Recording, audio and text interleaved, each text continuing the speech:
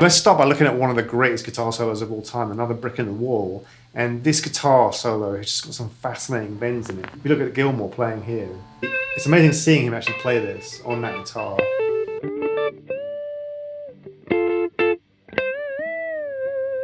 So there's a multitude of different bends in that little solo. You know, that song's in the key of D minor, and it starts off with this beautiful lick where it just kind of explodes with this,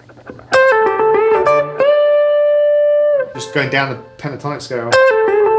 There's that little half step bend there, right? So that's just a great little lick right there. And then a full step bend to that classic little mini bar. And then going into this full step, almost a pre-bend, where he just bends right up to the note. So that's a whole step bend there. And he bends right up to the note and he holds it there. And then as the note begins to die out, he starts to vibrato a little. And that's one of the techniques Gilmour uses. He doesn't like over vibrato stuff. He's very intentional about the amount of vibrato that he gives to a note. So it sounds really beautiful just to go to that note, bend up. And then as it starts to die out, you just start to rock it back and forth. And then he plays this, which is incredible. I'm going to show you something cool here, but this bend here.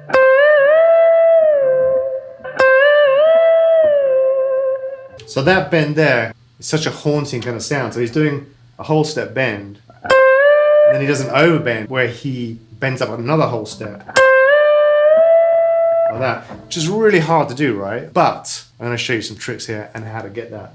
So the first thing is, you know, it helps if you're using something like a Les Paul. It's just a little easier to bend on these kind of guitars. Also, you want to match the gauge of strings to what's comfortable for your hands, depending on how big your hands, how strong your hands are, and all that kind of stuff. But one of the tricks is, there's kind of two ways you can bend, you can approach, and you can use both of these and they have a different kind of sound. But one is to bend over the strings. So like, for example, if you look here, I'm playing this D note, I'm going to bend up. And as I'm bending up, I'm actually holding these fingers down and I'm muting the strings behind them. And what that does is it kind of gives you support, but it also mutes the unwanted strings. So you get this. So that's one way of bending, is where you're bending on top of the strings. And then there's another way of bending when you want to do these really big bends, where you're actually going to go under the strings. If you look there, my nails are actually going under the strings there. I'm pushing those strings out of the way so that I can get to that really big bend, right? So I'm going under the string and then keep going up. But because the strings are pushed out of the way, I'm going right under them. So I'm not having to push up on all those extra strings. Still hard to do, right? Especially on a Strat. It's a bit easier on a Les Paul, but here's the secret right here. You don't have to play on the B string. Anytime a bend is too hard, just move it over to the next string. Because the G string, the third string, has less tension on it. So it's a lot easier to bend. So you could take that C note right there and just jump over to the same note right here, over 4 frets. Right there, same note, right? It's not far away. And it's so easy to bend on the G strings. You barely even need to move it at all because there's less tension. And then if you want to get that overbend, that 2 whole steps, you can do it with ease like that. You know, so you get that same kind of haunting sound. It sounds slightly different because it's a different string, different gauge. But it's easy to do, so that's a little trick. And actually, let me tell you, one of the greatest players at bending, king of bending, if you like, was Albert King. You know, he's the guy who really inspired Stevie Ray Vaughan and a lot of blues players. And, you know, if you watch Albert King playing, you know, he would do these licks like, or, you know, all those kind of Stevie Ray Vaughan style licks, right? But look how he was doing it. It's totally different to what you'd think.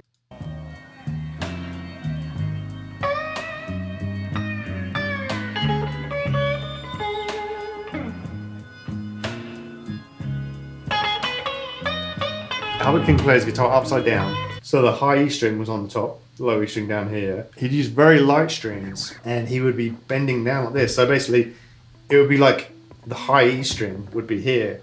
So he would bend the notes down like this. Now, you can simulate that same sound doing exactly what I just showed you using the G string, right? So basically, Albert King would play most of the time, he'd play just in pattern 1, but he would bend whole step, 2 whole steps 2.5 whole steps, these crazy bends, because he was able to pull those strings down. He's using light strings, you know, so he could get that amazing sound, almost like he's playing with a slide, or he's just kind of like bending up through the scale. But you can simulate the same thing. So I'm going to move up to the key of A because it's a bit easy to see. His famous lick is basically, you know, or you go over to the G string, right? And essentially what he's doing is he'll play it like this. Now when he's playing it upside down, but he would be playing the root note here, and then you would bend up a whole step, up another whole step like this, and bending right up the scale. So you can simulate that right here. It's the same sound, right? So what you want to do is this little trick of just kind of going through the scale. So you're going to start on your root note right there. It's kind of like playing in pattern 5 actually. But you start on your root note, and then you got your minor third here. And then from there, you can bend up through the degrees of the scale. So you've got root, minor third, then you got your major third by a half step bend. Then you got a whole step bend to the 4th. And then if you go up 1.5 steps, you get that diminished sound, the blue note. If you have 2 whole steps, you get this. Basically what you want to do is practice all those different bends on that 1 fret. Half step, whole step, 1.5, 2 whole steps, and then you can start to play those licks.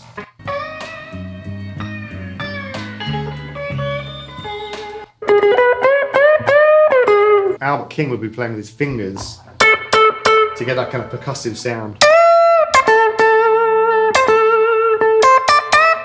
So you kind of like pluck with your fingers to get that aggressive, cool harmonic kind of sound. But you can play with the pick as well, kind of dig in. So that's a great way to access those really incredible overbends. So this track from last week's key of A, you know, you can go.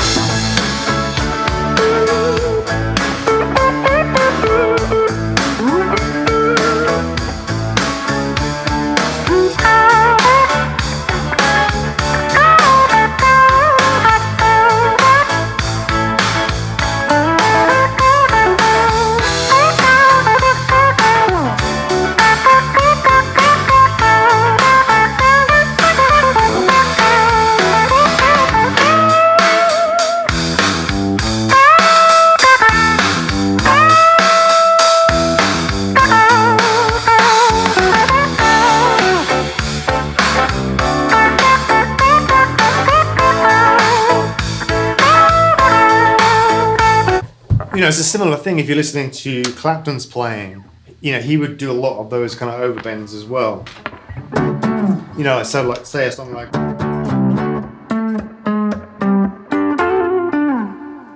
You know, he'd be doing stuff like...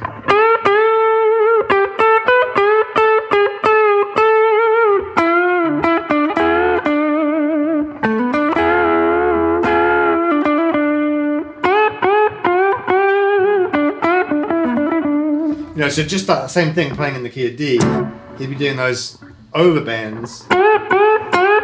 That's to the bending up that 1.5 step bend.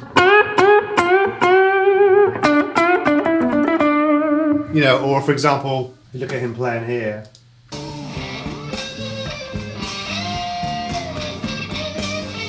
That's a classic Claptonism there, where you go.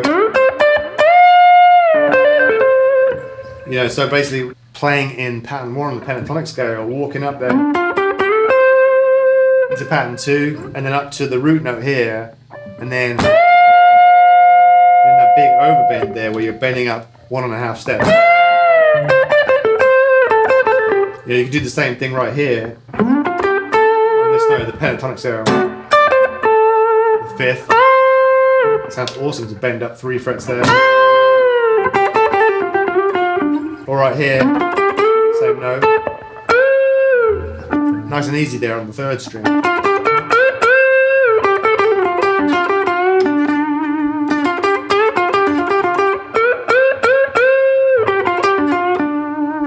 So Clapton would do a lot of that kind of overbending stuff. And then even like on top of that overbending, people like Stevie Ray would take that style and then they'd make it even more expressive by adding tension to it. And one of the best ways to do that is to create dissonance through hitting the adjacent strings.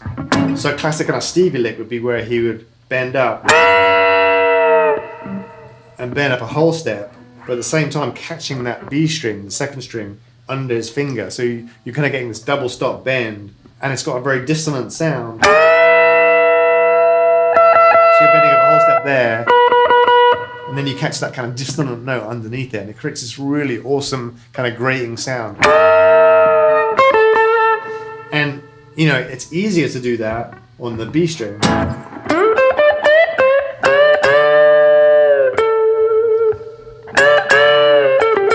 But it's got an incredible sound.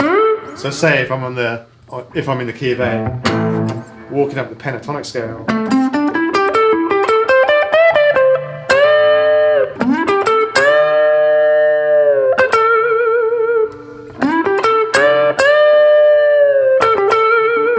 and then you can do the same thing, catching that G string.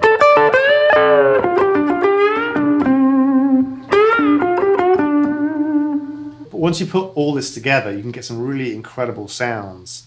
And a great way to do this is just kind of put on a track and practice, you know, and kind of get all these different types of bends, the half step, the whole step, these over bends, and just play along with the track. In fact, last week, on last week's lesson, I put a backing track in the key of A that would be perfect for this. You can go to that lesson, you can get that video from last week and just put on the last 3 or 4 minutes. It's in the key of A, and you can just practice those kind of Albert King style licks.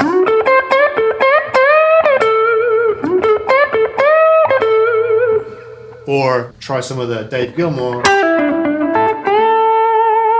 or even some of those Clapton overbends.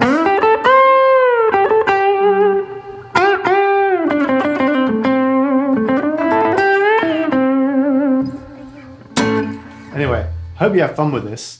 And I'd love to hear from you. What are some of the techniques that you like to use or you'd like to see videos about? Yeah, I'd love to hear from you in the comments. So remember, give us a like, give us a subscribe. Hopefully you'll have fun with some of these bends. But most of all, remember, turn it up.